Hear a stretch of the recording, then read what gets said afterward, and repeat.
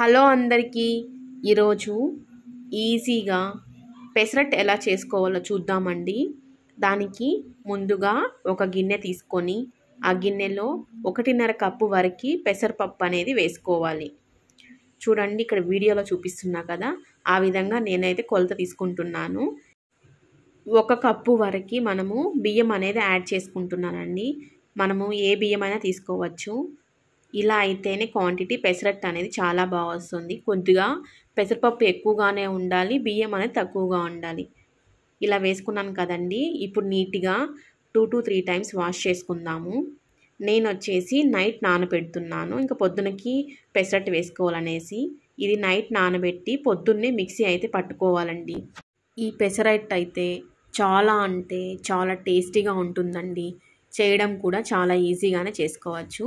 ఇలా నైట్ అంతా నానబెట్టాం కదండి, చూడండి ఎలా బాగా నానాయి కదా పప్పు అయితే. ఇప్పుడైతే వీటిని మనము మిక్సీ పట్టుకుందామండి. ఈ మిక్సీ పట్టుకునేటప్పుడు దీంట్లో 2 ఇంచుల అల్లం ముక్క, 2-3 పచ్చిమిర్చి అయితే వేసుకోవాలి. అల్లం నచ్చని వాళ్ళు స్కిప్ చేసేయచ్చు. ఇలా వేసుకున్నాం కదా, ఇప్పుడు మెత్తగా గ్రైండ్ చేసుకుందాము. ఇలా గ్రైండ్ చేసుకున్నాం కదండి. ఇప్పుడైతే కొద్దిగా సాల్ట్ వేసుకుందాము, కొద్దిగా ఇడ్లీ సోడా కూడా వేసుకోవాలి. ఇలా వేసుకొని మామూలుగా మనం దోసల పిండి ఎలా కలుపుకుంటామో అలా కలుపుకోవాలండి. ఇప్పుడు స్టవ్ ఆన్ చేసి ప్యాన్ పెట్టుకొని ప్యాన్ హీట్ అయిన తర్వాత ఇప్పుడు పెసరట్టు అని వేసుకోవాలి. ఈ పెసరట్టు చాలా అంటే చాలా క్రిస్పీగా, సాఫ్ట్గా, తినడానికి చాలా రుచిగా అయితే ఉంటుందండి. దీనిపైన కొద్దిగా ఆనియన్స్ వేసుకుందాము. ఆనియన్స్ వేసుకోవచ్చు, మధ్యలో చిన్న చిన్న అల్లం ముక్కలు కూడా వేసుకోవచ్చు. నేనైతే అల్లం ముక్కలు అనేది వేయడం లేదు. ఇప్పుడు లైట్గా ఆయిల్ అప్లై చేసుకుందాం. నెయ్యి వేసుకుంటే ఇంకా టేస్ట్ అనేది చాలా బాగుంటుంది. ఇలా బాగా 2 సైడ్స్ బాగా రోస్ట్ చేసుకోవాలండి.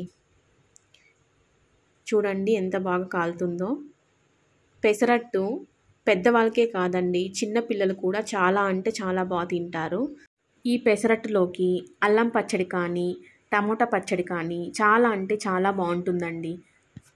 అలానే ఫస్ట్ టైం మీరు నా ఛానల్ని చూస్తున్నట్లయితే లైక్ చేయండి, షేర్ చేయండి, సబ్స్క్రైబ్ చేసుకోవడం మాత్రం మర్చిపోకండి.